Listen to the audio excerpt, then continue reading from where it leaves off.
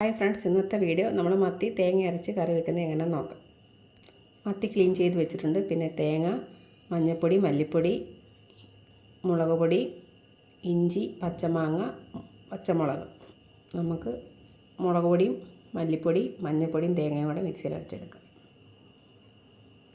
ചട്ടി ചൂടായി നമുക്ക് എണ്ണ ഒഴിച്ച് കൊടുക്കാം. എണ്ണ ചൂടായി നമുക്ക് ഉലുവ ഇട്ട് കൊടുക്കാം. ഇഞ്ചി ഇട്ട് കൊടുക്കാം.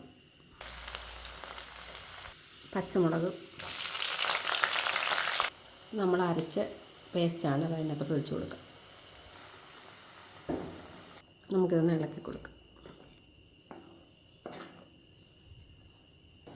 കറി തിളച്ചിട്ടുണ്ട്. നമുക്കിനി അതിനകത്ത് മാങ്ങ ഇട്ട് കൊടുക്കാം. നമ്മൾ മീൻ ആഡ് ചെയ്ത് കൊടുത്തിട്ടുണ്ട്. കറിവേപ്പില ഇട്ട് കൊടുക്കാം. ഉപ്പ് ആഡ് ചെയ്യാം. നമ്മുടെ കറി റെഡി ആയിട്ടുണ്ട്. എല്ലാവരും ട്രൈ ചെയ്ത് നോക്കുക. Thank you.